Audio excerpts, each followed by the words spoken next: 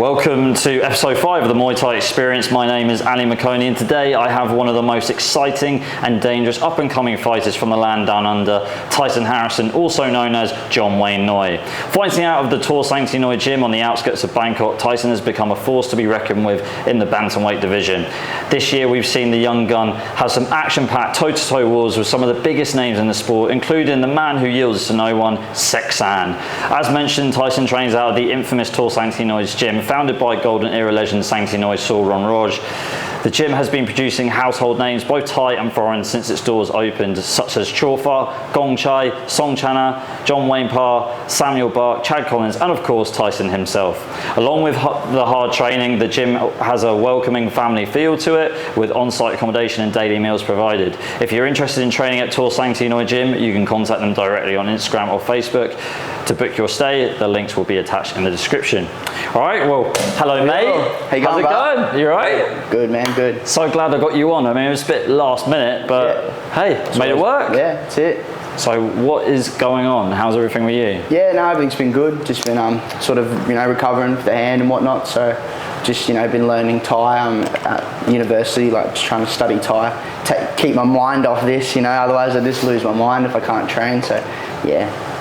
I never thought I'd see the day that you're at university, but I admire you for doing it. It's not easy like studying Thai, and you're at Chulalongkorn, right? Yeah, Chula. Yeah, it's good. Okay, awesome. So obviously this year's been an incredibly great year for you. Yeah, lots of ups, lots of downs, but that's just the life of a fighter.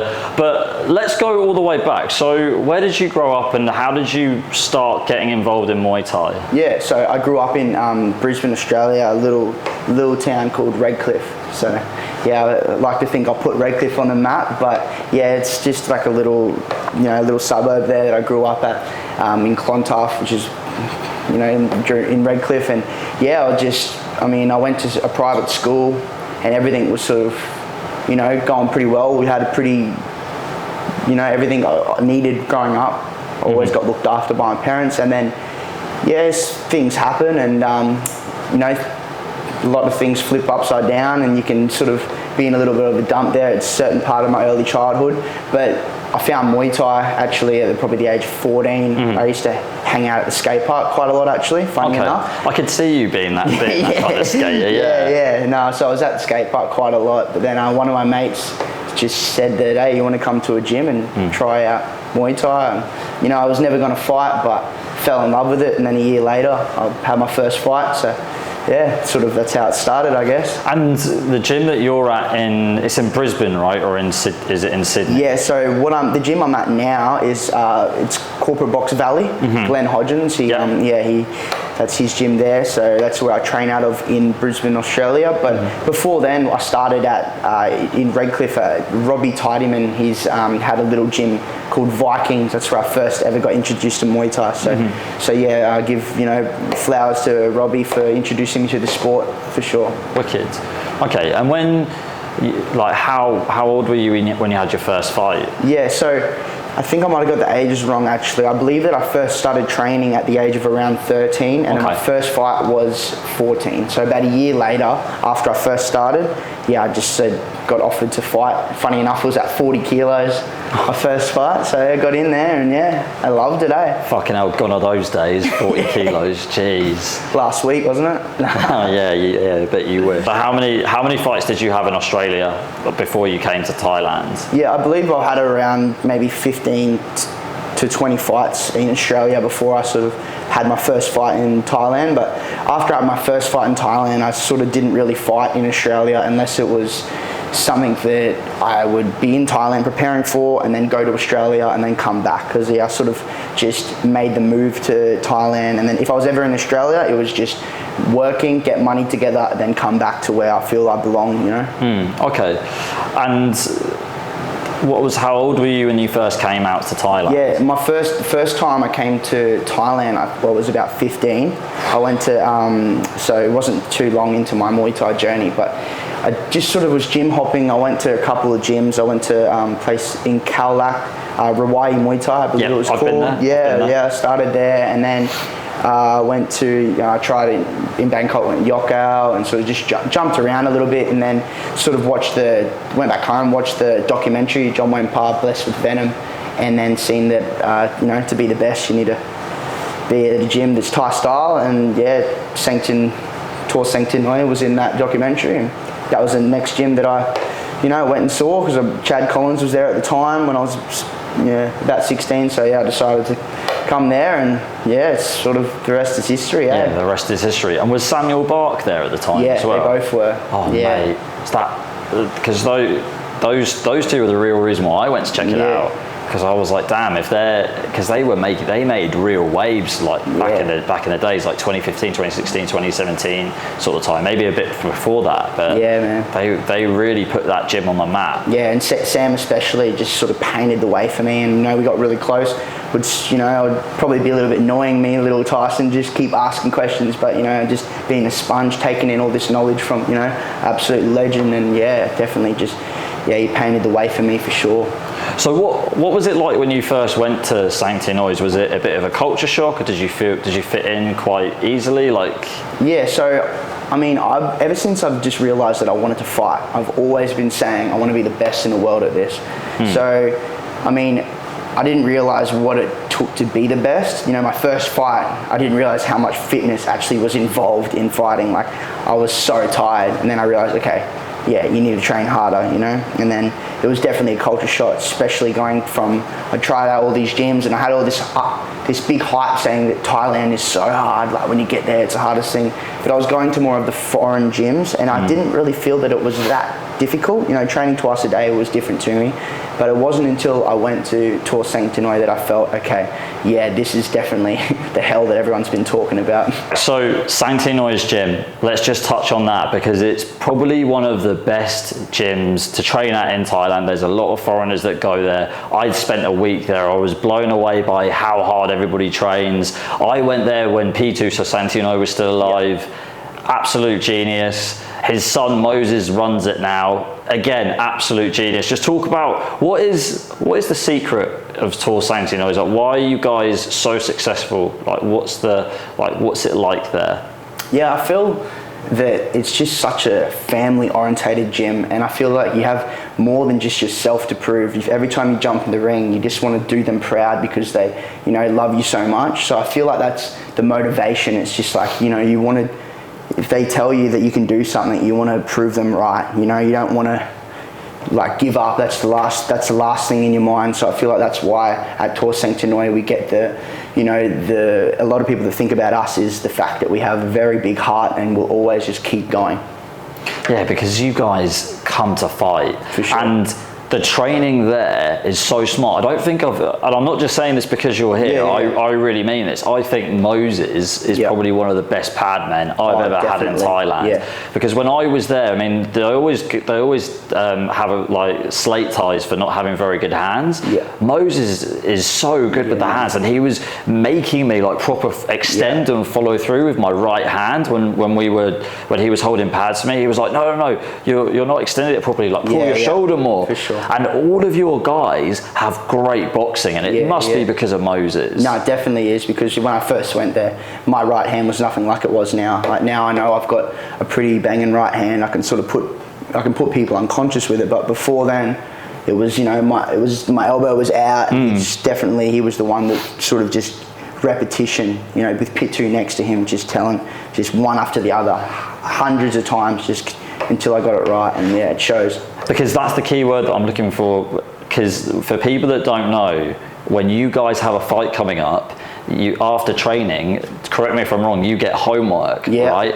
So they build combinations around your strengths for your particular fight, for that particular opponent. Can you talk us through that a little bit? Yeah, no, for sure. So yeah, when you're sort of doing the pad, so first of all, it's 5-minute rounds, right? And you'll do 5-minute rounds when you're fighting, and that's sort of, you're still in the back of your mind doing the sort of techniques that you're trying to do for homework, but at the same time it's freestyle pads, especially with Moses, so you just go, do in your own head what you want to do in the fight. But when it comes to homework, which is after everything's done, you've got another 30-minute straight round just on the pads, just with the symbol, just the repetition of techniques that Pimo and Pitu in the past that would just put towards, you know, just the game plan, and For 30 straight minutes, you get no breaks. No break, just go. With your mouth guard in like a fight, it's definitely where I feel it all comes together. And when does Moses like slot that in? When does that happen? Is it a week out, 2 weeks out? So 10 days before the fight, that's when the sort of camp starts. Yeah, we sort of 10 days out from the fight is when it all comes together, like gets extra hard. Yeah, because you don't take Sundays off either, do you? You still train on a Sunday. Still get. Is it the same as it would be on from Monday to Saturday? Same. So get up, run, hit like training. You have a fight for sure, but you know, if you don't have a fight now, that I used to always want to try to just prove everyone, I can do it, even when I didn't have a fight. But if you don't have a fight, man, you don't need to train that Sunday. You know, you just get up and you'll do the run, and that's about it. You don't need to actually go and hit pads. They'll let you have a day off. But when you fight, man, you don't have the day off, that's for sure. That's mad. Because I remember when I was there and Boa or Chorfa had a fight coming up. I think he was fighting in France, and P2 was like, everyone finished training, but Boa, you have homework. And I've had a shower, gone up to the room, got changed, I'm eating dinner, and he's still hitting pads with Moses. I'm like, what the fuck? It was nuts. Yeah. Completely nuts. Yeah. It's crazy, man. It's sort of, you know, that's how I was when I first saw that. I'm like, wow, this is just ridiculous. Like, is this even needed? And then it just became my reality. And then I was the one there while everyone's eating dinner, you know? It's cool. It must make you so mentally tough. Oh, yeah. Because they push you, especially at Sangtiennoi's gym, they push you to your absolute limit. And then it's like you've already had a fight in training before you've gone into the ring. Yeah, you know? For sure. That's wicked. It's next level. But so in particular, what does Moses kind of work on with you, or does he change it up at all? Or it's sort of, now that ONE Championship's in the picture, there's a lot more footwork and just movement techniques and just, you know, good defense, and rather than just, it's a bit different with the smaller gloves now. So it's just, little things like that. We do some footwork drills and stuff like that now. So it has been changing in that sense. But when it comes to just there's still that, you know, there's still the same style when it comes to just you're doing 7 hours a day, hard training, and then just the difference is, probably a bit more footwork and a bit more movement sort of skills, just to, you know, get used to the ONE Championship scene with the small gloves. So that's sort of where it's been changing, I'd say. Okay, interesting. And then just because I used to coach back home a bit, and one thing that I'm really curious about how people teach it is the footwork. Like, what does Moses do in particular? Can you give us an example of so one thing that sort of stood out is like after every session in the morning, there'll be like, you know how the boxers have the ladder on the ground? Yeah, there's a spray painted ladder in the driveway, and you just do certain, you know, 2 in, 2 out, 2 in, 2 out, and then just certain footwork like that. And there's after the morning session, sometimes you'll do homework in the morning, but this time it's with the pool noodles, like, you know what I mean? Trying like to just move the Waggles, quick, just boxing, right? So that's what that was never happening beforehand. So that, I'd say, would be where, it's But different. what's the idea of using the Waggles? Like, why? Just quicker, rather with MMA gloves. You know, you don't need to always just give that hard. You know, sometimes a stiff jab is just as useful as a strong right hand. By the time you throw on that right hand, and it's, you know what I mean, telegraphing it. If you just with the pool noodles, it just teaches you that you don't need to overextend. It's just quick, sharp. Like there's no need to, with these little gloves, man. One little jab you can drop someone, you know. So it's just, I feel like that's where it sort of comes to play, I'd say. Okay, because. Yeah, so does he use it, so it's more for accuracy, and does he use it as well for like getting you guys to evade shots and things like that? Definitely. Okay. Yeah, see what I mean? He's so smart. He's really switched on. He's really, I don't think a lot of people in the West really know who he is. Like, hopefully, like he gets more, he will be more well known at some point. Yeah. But I think he's really like since P2 unfortunately passed away, God rest his soul, he's really held that gym together and really, you know, taken the helm and driven it, and you guys have still had like great success because of it. Just talking about success, when I first started watching you fight, this was back in 2019, I moved to Pattaya, the MX tournament, when MX was still around. Wow. So for people that don't know, there was a tournament on years ago called MX, which was Muay Thai in the MMA gloves, almost like what ONE Lumpinee is right now, but just not as big. And Tyson, you were in the 62 kilogram tournament, weren't you? And you were just knocking guys out left and right. Just talk us about that. Like, how did you have a couple of fights in Thailand, like festival fights, to get into that, or were they just like, okay, throw you in? Like, I mean, I definitely had a couple of those temple sort of fights, and it was more just like, I just had trust in PT. He's like, oh, you want to fight in this tournament? And I was like, and you know, I got told later on that they didn't think I was going to win. Like, I proved everyone sort of wrong there, you know what I mean? But I didn't get to win the final, but definitely just that first fight where I knocked out, there's an Italian fella that was quite well known at the time, and then it was more the second fight when Tapaokaew, his name is. Yeah, I beat him, and that was sort of a surprise. You know, I got front page newspaper, and then even Pitu and Pibuk sat me down and sort of said like, wow, yeah, we didn't really think this was going to happen. You're in the final now. Now we got to work around this and try to, but yeah, it was just a risk, and we took it.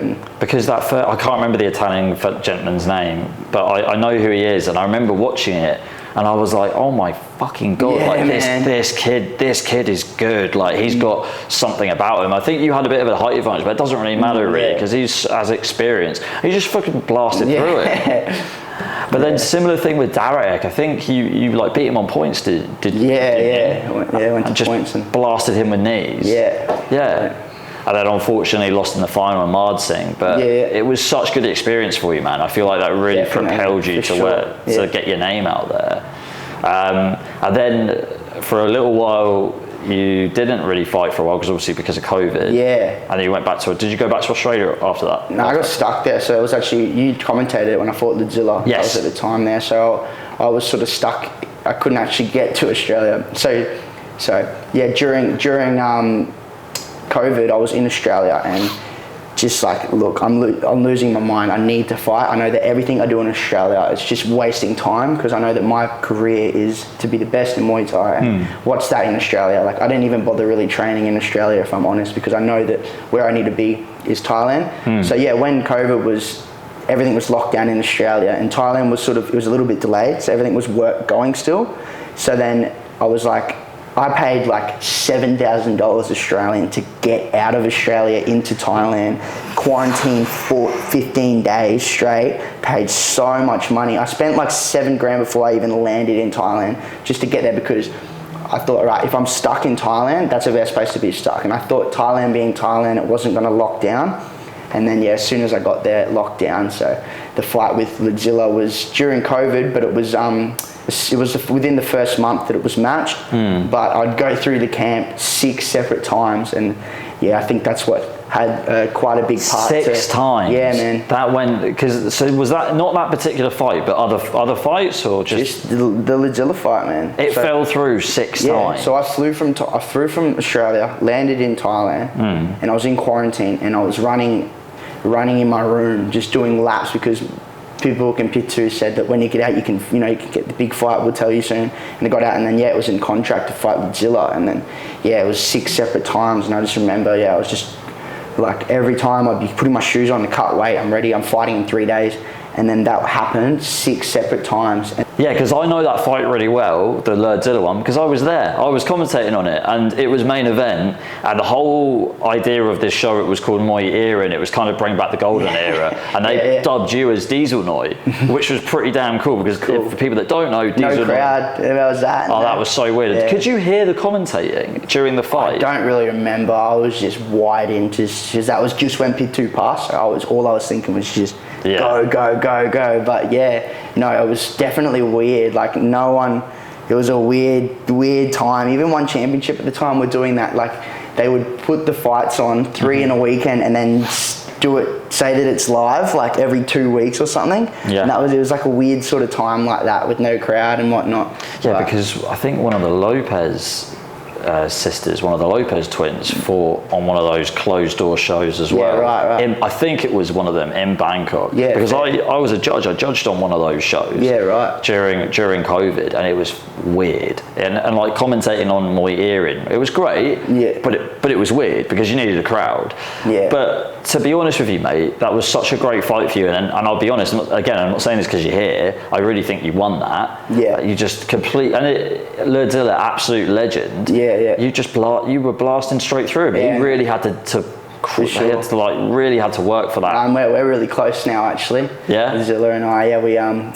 He will say the same thing. So it's quite cool to, we'll sit down and have a beer on a couple separate occasions, and he's FaceTiming me, and he's showing all his friends in China and everything. Like when I fought Seksan, he's like, wow, he always knew that I was able to do that, and then to see it all come in play, he's definitely a massive supporter. Because after the fight, you guys didn't go back to Bangkok. You and Moses hung out with him, didn't you? Yeah. I think I saw it on Instagram, playing guitar, drinking and stuff. Sitting on the ground, eating some food and drinking beer. Crazy, man. That's Muay Thai, man. Yeah. That's so cool. That's awesome. So then from there, like, when was the next fight after that? Because the last time I remember you fighting after that was against Tom in Australia. Was that the one? Nah, I can't really remember, honestly, because, I can't remember, because I know that I had that big thing that happened, some stuff happened with my jaw, so I was out of, I don't really know the timeline, but anyway, like, I had about 3 months off for my jaw to heal. Mm-hmm. And then when I came back, that was the fight that you took to me, I think, when I fought on RWS, and I flatlined that guy. And then that was just after I've just recovered from my jaw. So I was just ready to go, man. And I just, flatlined. Oh, that was a year ago. Yeah, right. That was So then Tom was after that. Mm-hmm. Tom was after that. And when I fought Tom, I had the contract with Seksan still. So I was like, okay, I'm fighting Tom at 64. But then when I fight Seksan in January, so I fought Tom, I believe, November of, when was that? Last year or something? Yeah. Last year. It was last year. It was on Rebellion. So it was around this time because they've got Rebellion. Yeah. Got Rebellion this weekend. So that's sort of just like, that was I'm sure they loved to see that. When ONE signed me to the Seksan, the first ever ONE Lumpinee, they saw me just do that to Tom as well. That was very, I think, surprising to a lot of people to just finish the fight the way that I did. And then that was sort of when my ONE career started. So after Tom, we did Seksan in January the following year. And how, because for a lot of people say they want to fight the big names. And how old are you now? 23, I just turned. You're 23, and you fought, like, well, we'll get into it in a minute, but you were 22 when you fought Seksan, right? Yeah. That's fucking mad, man. That's mad. What a journey. I mean, let's just go back to that particular fight. What was it like preparing for it? Yeah, see, that was pretty full on, because you got to think, with one championship and then there's the water, they check the hydration. Look, I probably weigh 75 kilos. So when they all came in, about like just over a month to take photos of me for the thing, I was not fight fit. I looked, I was 75, right? I had to get on a meal plan and walk around at 68 kilos. I fought Seksan at 63 kilos with the hydration thing.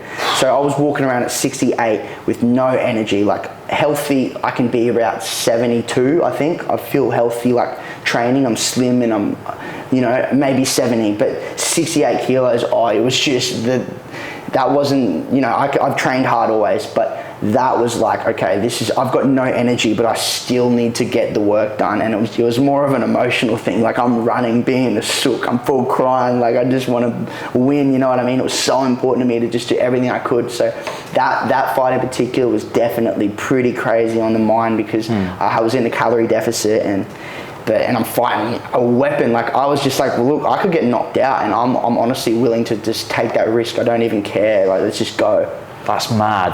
But how long did you have to prepare for it, roughly? I mean, I knew that I was fighting him before, like I said, before I fought Tom, but I like to have around 4 to 6 weeks of a like a prep for most of all my fights, I like to have that around that time. Okay, that's pretty standard. Because I've been pretty active. I'd go from fight to fight. So, you have about a week off where you're not really training as much, and then it's better like that because you sort of still, you don't really lose much when you have a week off. You've been training crazy 7 hours a day, so it takes not that long just to get back into it. But I blow up pretty quick after I fight, because I like to eat. So does everyone. But on the Ricky Hatton diet, as soon as you jump, as soon as you get off, bit of beers and burgers, I call it. But why not, man? I mean, you lose your mind like that, You lose your mind. Like I remember when I was fighting. I always want. I mean, you shouldn't really do it, but I always went out afterwards because I was like, I need to get out. I just need to get out of. Because I used to train at Kirthamtip, which is similar to Sangtiennoi. It's on the outskirts of Bangkok. Nothing to do. And you're just like, I just want to go out and just have a bit of a change of scenery. There's nothing wrong with it at all. Going to the fight though, when you fought Seksan, you didn't give a fuck at all. You're taunting him, sticking your tongue out, like, come on, let's go, bro. Like, talk us through the build-up to that. Were you literally like living the dream? Like, as soon as you stepped into the ring with him and you're staring across from him, like, how? I think it was as soon as I got hit, like, because there was a lot going through my mind because it was, I don't know. At the end of the day, I was a lot bigger than him. Did a massive cut, which is, I was surprised I was able to fight as good as I did, you know what I mean? But like I was just, he is just an absolute weapon. And like when I first got hit, I was like, like let's do this. Like I'd always seen how he fought. And I don't know, I always knew I had that dog in me, but no one's been able to test me like that. Until I did that, I was like, I feel so comfortable in the deep end. And then that's why I feel like I, did so well in that fight because he's constantly like, I think I even surprised him a little bit. I definitely got his respect. So that's definitely something I'm super proud of. I mean, because when the fight got talked about, I was like, you're the. I mean, like I said, not just saying it because you're here. I was like, send Tyson in to face Seksan. He's, you're hungry for it, and you gave him a good hard fight. I mean, what did you learn from that fight? Just the heart. It was honestly that, like, just to believe in myself.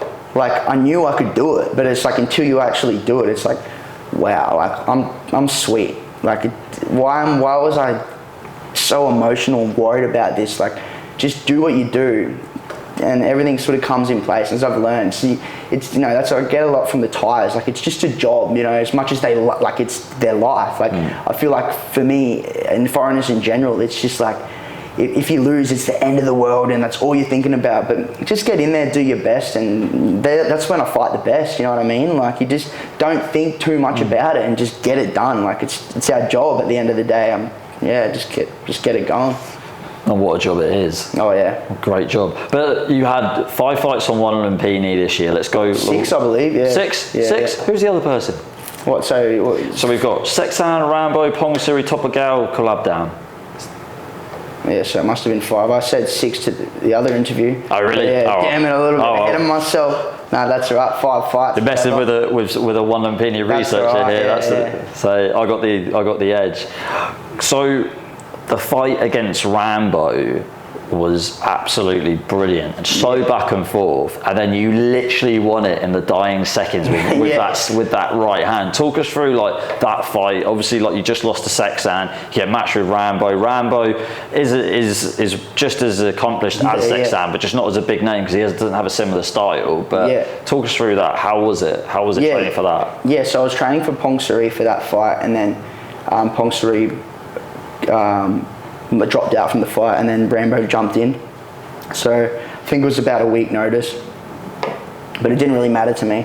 I was just ready to fight whoever, but I was a little bit too ahead of myself. Like, I just was really hungry, but I mean, it still worked at the end. But yeah, it was just a war, and I sort of showed people that, I mean, if I didn't show them in the first fight with Seksan, I definitely showed them then that, like, I got 30-something stitches in just one big cut, you know what I mean? And that turns it on for me. Like, let's go. Like, that's when it starts. When did you get the cuts? Because I mean, I can remember the fight briefly, but not pretty early in the fight. Like, realistically, I believe now I've definitely seen them call the fight for a lot less than what I was going through that fight. But I think it's because I was just like, yeah, let's go. Like a lot of people that get cut and the referee's like talking to them like, wait mate, like can you go? And they're not really saying anything. Like I'm like, yeah, we can. P Moses is talking like, he can.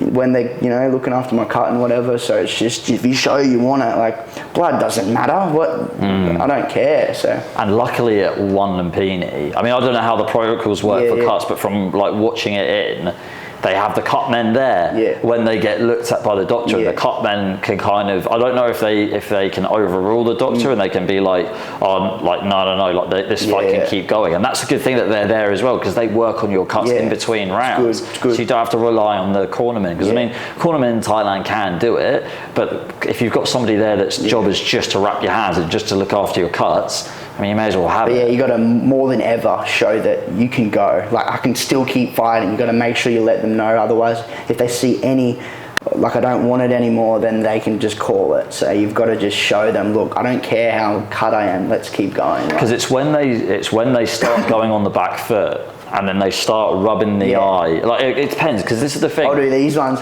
Yeah, you do that. Yeah, you're nuts. Oh, Jesus. But it's like, that's the thing. So I remember when I got this cut up here, and I couldn't see in this left eye, and it had Vaseline in it as well. So I was just like wiping it, like, but really quickly, and like still like going forward, trying to fight. But yeah, I mean, it's one of those things. But you got the win. I mean, how did it feel when you landed that right hand on Rambo? Yeah, that was unbelievable. Yeah, it was like, and it was a walk-off KO too. It was just not, I don't know, just hard to explain. It felt like a movie, man, and that's what I live for, and I feel like that's why I keep doing this, Did you know as soon as you threw it, or you knew that was going to hit home and it was going to knock him out? And the funny thing is, I don't think a lot of people know this, correct me if I'm wrong, Moses and Rambo are really good friends. Yeah, that's what he said. He's like when you knock him out, don't go too crazy with your celebration, be respectful. And I'm always respectful, so that's not a problem. But I think he just wanted to be extra sure that I didn't be a bit of a tosser when if I was to win the way I did. So, always show respect no matter who. And then it showed, we both got bonuses, even though he showed a hard fight and kept going. And if it wasn't up to the ref, he would have kept going too. So it's, But that's like the great thing about ONE Lumpinee. Like, it is fair. Like, as long as you show Chatri that you want it, like you're going to give them 100%. I mean, if you win like that, then it's great. It's a great incentive. It's really good. And then after that, you ended up fighting Pongsiri, which, to be honest, mate, I mean, you hit him with everything but the kitchen sink, and he just didn't go down. Yeah, there's no excuses about anything, but sometimes it's one of those things where it's like, it's only the person that jumps in the ring that sort of realizes, that knows. There's not always a reason behind. Well, honestly, I believe there's always every loss that I've had, I can sit there and sit down and be like, okay, I feel like this reason had a big part to it. So I feel like there might have been a lot of things that were going on in my head that, didn't let me perform the way that I knew that I could. So, I feel that when I'm on, I've never lost. So it's always the way like that. It's no excuses, no sore loser at all, but it's like, live to fight another day, basically. Yeah, that's it.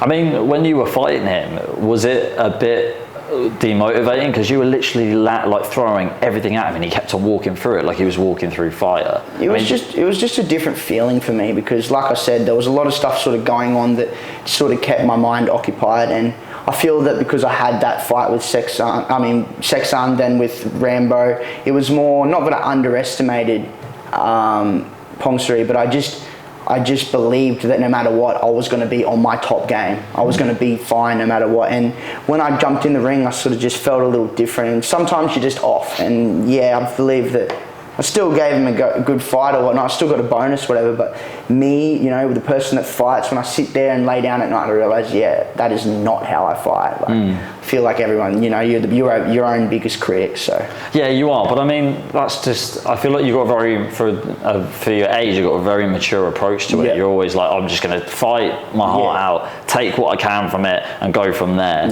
And then you ended up fighting Tapaokaew in the next fight, which was, you knocked him into space. Knocked him into orbit, and now it sounds like you practice a lot of footwork on that. Can you talk us through that fight and how like training and everything? So that was that was sort of like where I mean, that was where the footwork sort of came into it as well, definitely in the prep. But that fight, coming from the loss with Pongsiri, like when I was in the dressing room before the Pongsiri fight, sometimes when you have these fights, you sit there and you think, you don't want to psych yourself out, but you're like, yeah, this doesn't feel the way it should, like just everything, it's hard to explain. But with that Tapaokaew fight, I felt, okay, everything I'm on, like no matter what, I'm sweet, like let's do it. And then when it fought, even Lucas, my boy from Australia, my boy back at the gym there, he just said, he was telling everyone, he's like, no, this is different. Like he saw me go through that camp and I was just so wired. So when that knockout happened,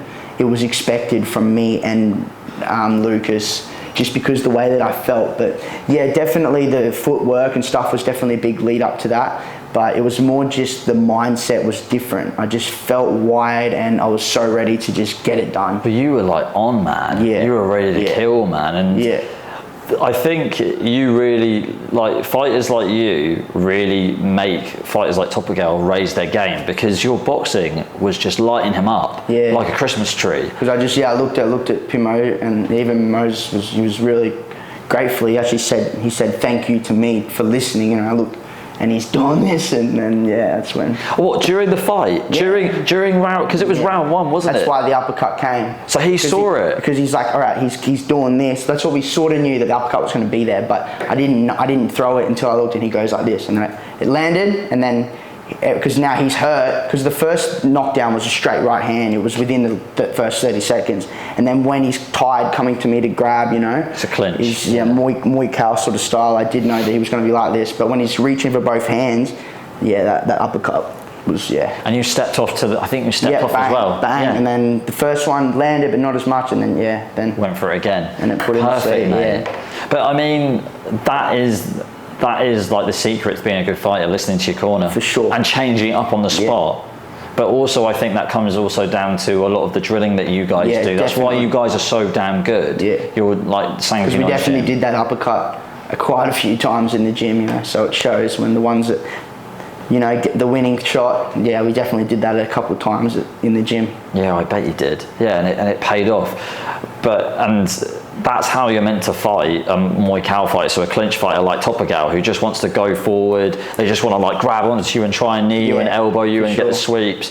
But that was awesome fight. Just before we get into the last fight that you had on ONE Lumpinee, what's a normal week's training at Tor Sangtiennoi? Can you talk us through how that kind of works? So when we got a fight going, for me in particular, I feel like, so I'll wake up around 6 o'clock, and do the 10, 12K run, whatever it is, and then you'll do your pads, 5-minute rounds, you do your pads, and then you go straight from there to do your clinching, 45 minutes straight, and when you're fighting, it's 2 against, Pipua and Songchanat or whoever's there, they'll be going against me. 2 on 1, you mean? So you're I'm Shark Tank. Yeah, okay, Shark Tanking, okay. And then, every 2 days we'll do boxing sparring in the afternoons as well, so it's full on. So like I said, so we do the run, we'll do the pads, we'll do the clinching, and then after that you'll do the bag work, and then you'll do a little bit of homework with the noodles in the morning, and then you'll do the footwork, and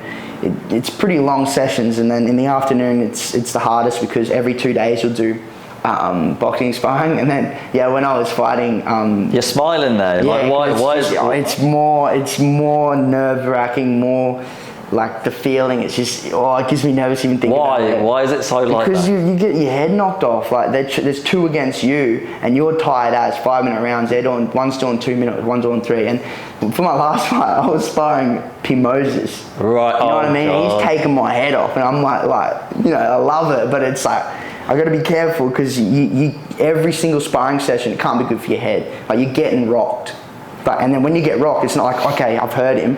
It's like, okay, I've rocked him, let's go. They jump on you. Like it's just nerve-wracking, because you don't want to break your nose, you don't want to get cut or hurt. And because the reason why, let's just explain to people why Moses is such a good trainer, is because he's spent a long time in the army doing Western boxing. So that's where he gets all that from. Yeah, that's for sure. And he's a great boxer. So sparring him was like, all right, if I can spar him, it's sweet.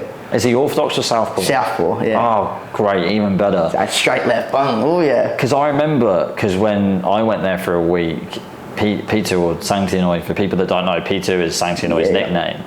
And he was like, you spar Moses, and I was like, oh fuck, I'm like 55 kilos soaking wet, you know, and then I'm sparring Moses. And it wasn't boxing sparring, it was normal sparring.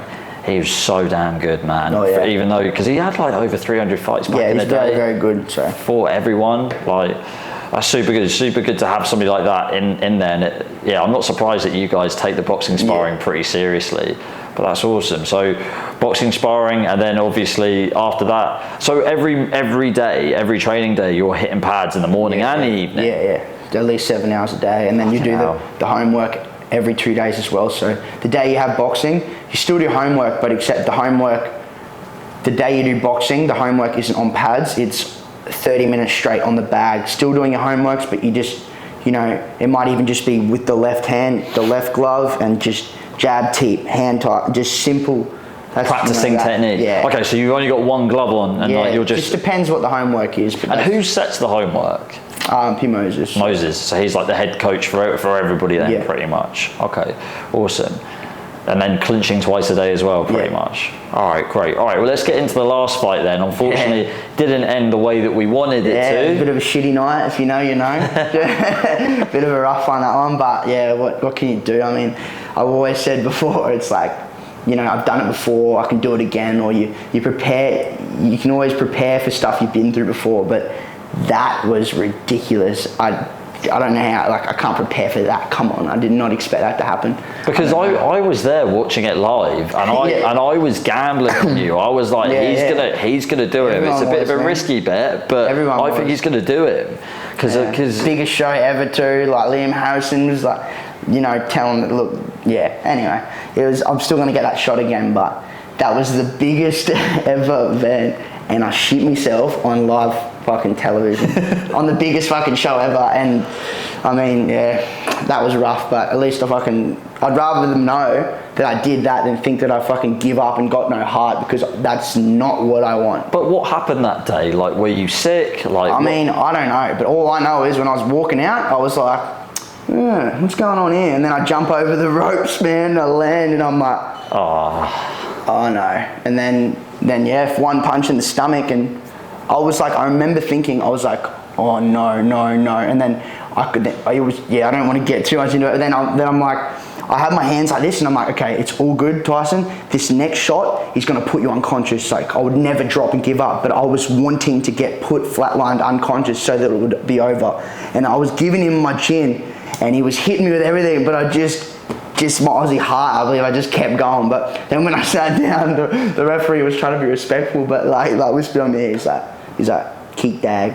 Oh, he knew. Yeah, he knew. Called it, man. But Moses didn't know.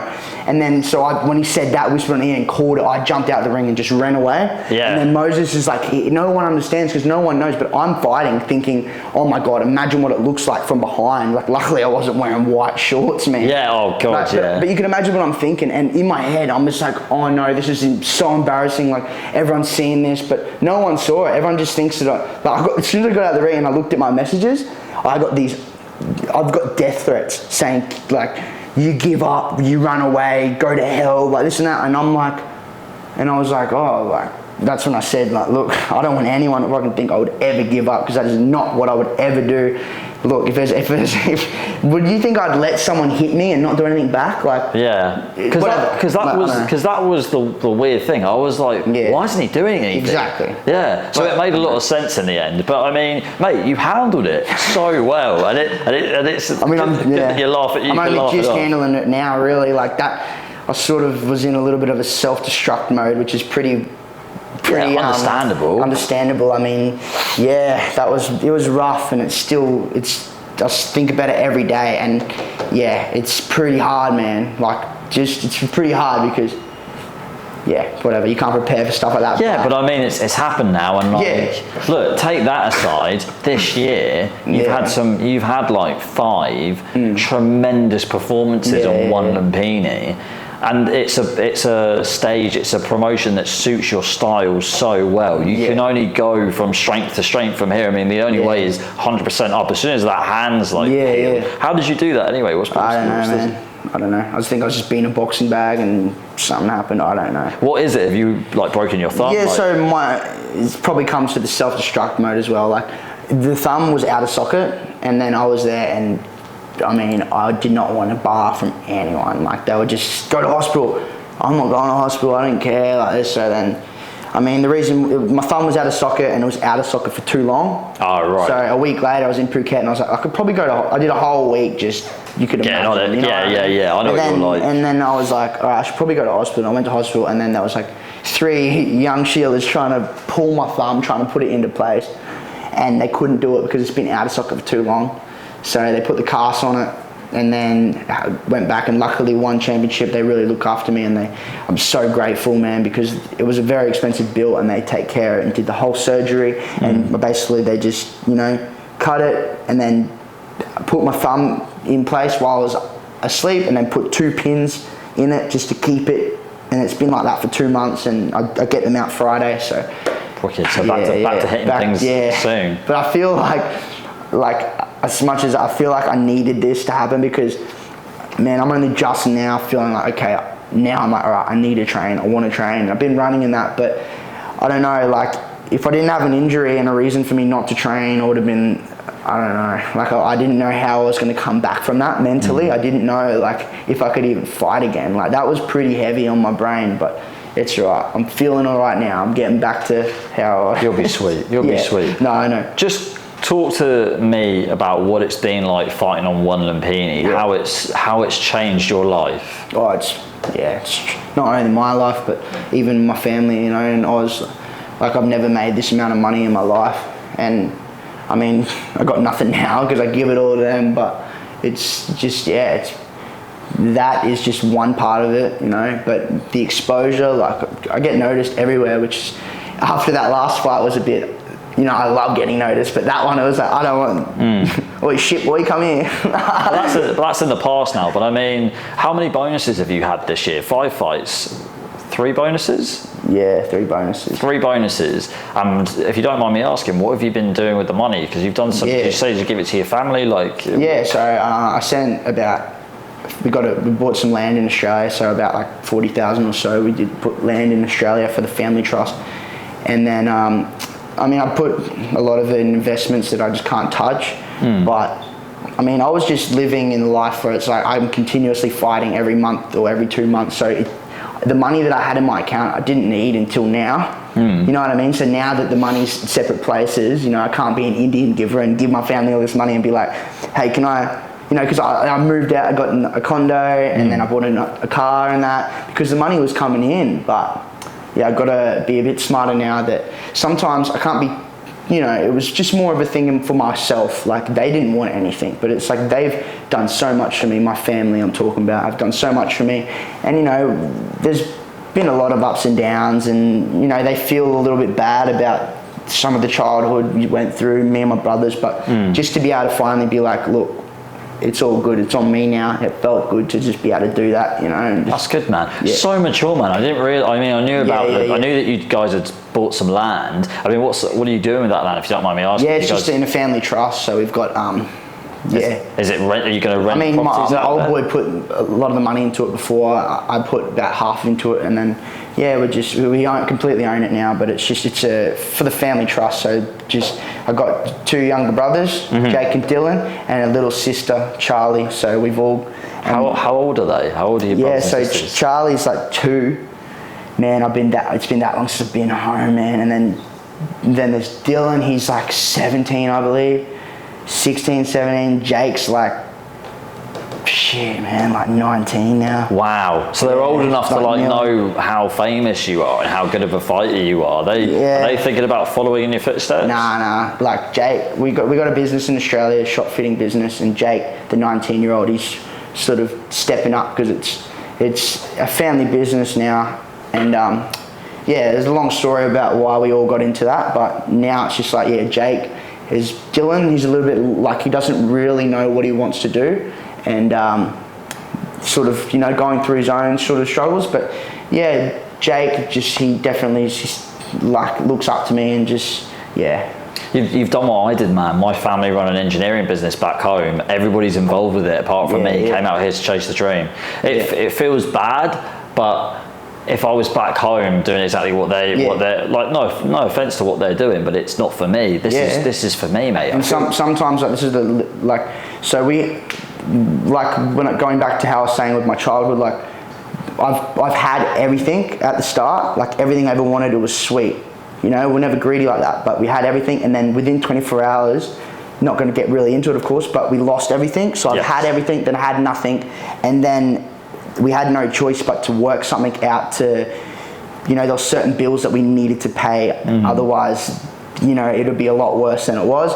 And then, we've done that, and then now everything's good now. Everything's good now. And really, ONE Lumpinee has got a big part to play in that. Definitely, in a way, yeah. Which is awesome, man. That's what it's there for. Just touching on ONE Lumpinee, I was looking at your division yesterday when we were getting this podcast put together.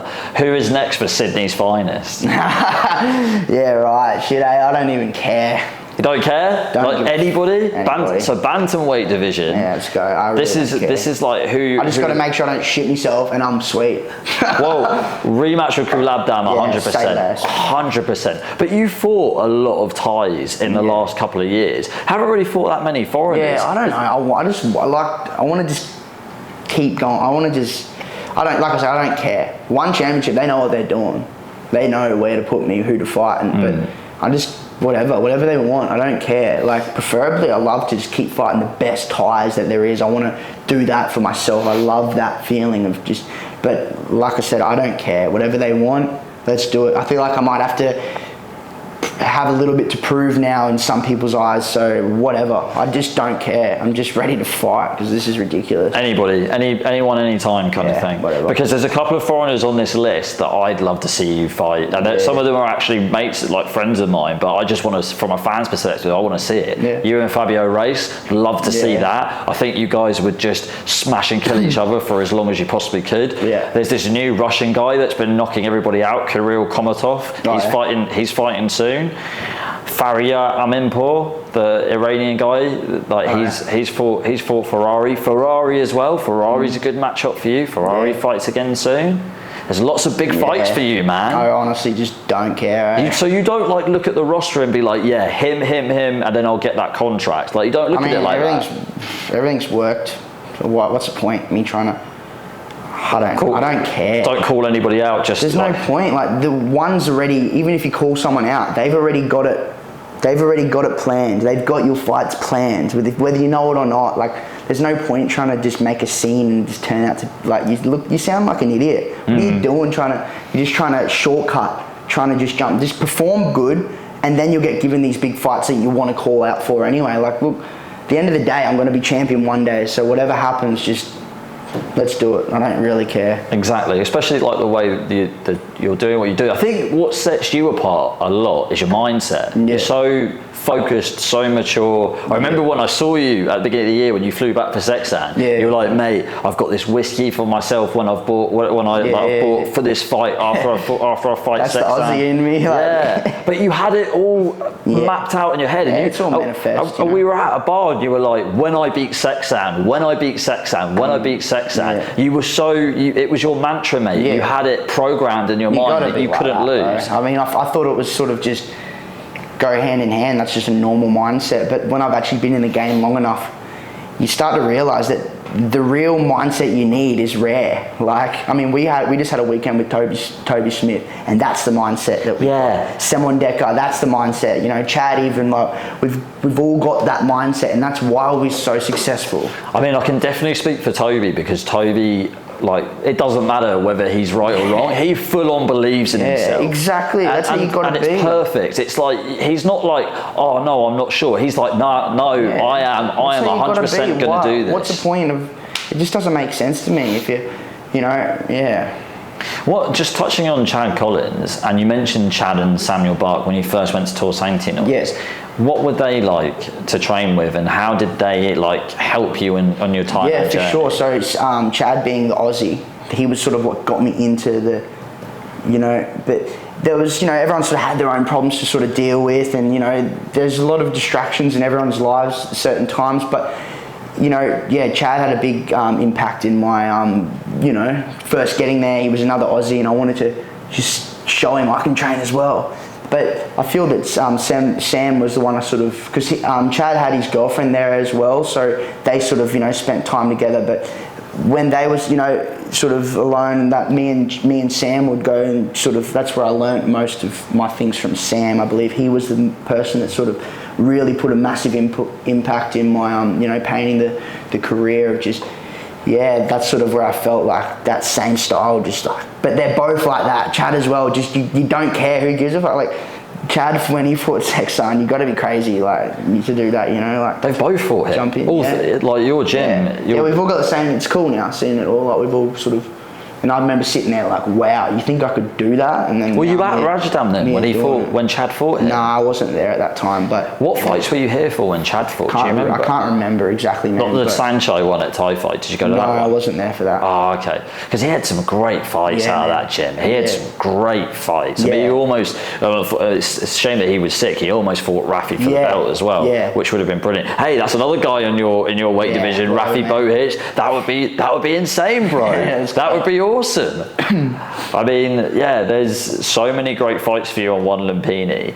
I mean, now that things have gone full circle a bit, because we're just talking about how when you got here, you were that guy that you were like starting off, and you had like Chad and you had Sam like being mentors to you. Have you is there a lot of mistakes? What if I had somebody on the phone now, like a new fighter that wanted to come to Thailand, what advice would you give them to like follow in your footsteps? Yeah, right.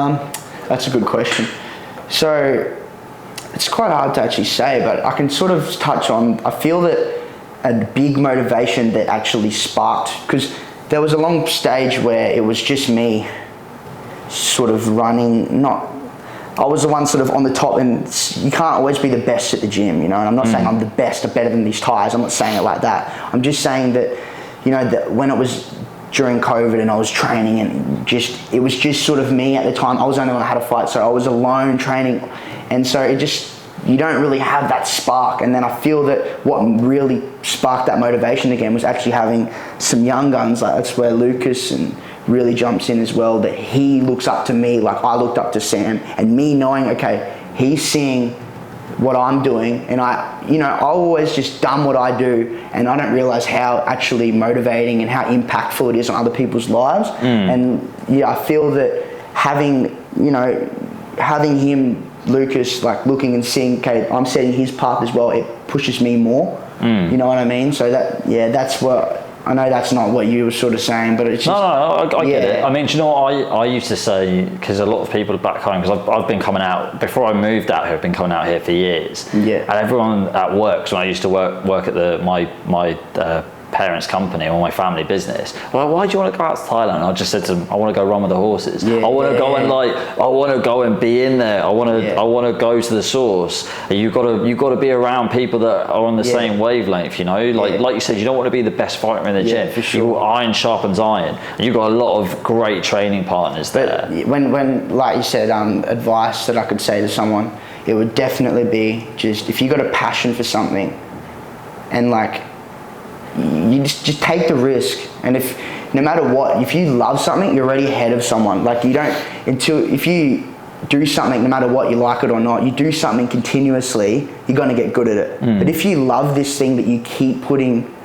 effort into and time into, you're going to just be unstoppable. And I feel like, you know, like that's why I'm so good at this, is because I love Muay Thai more than anything, and I'm willing to sacrifice everything. Like I put everything aside, and people might think I'm running away from my problems, but I mean, without Muay Thai, I'd be pretty well stuffed, let's say that. Let's just put it this way, if you didn't spend that $7,000 to come here during COVID, you probably wouldn't be where you're at the moment. Maybe a couple of steps behind, definitely. But you definitely took a huge risk there financially, and at a really touch and go time.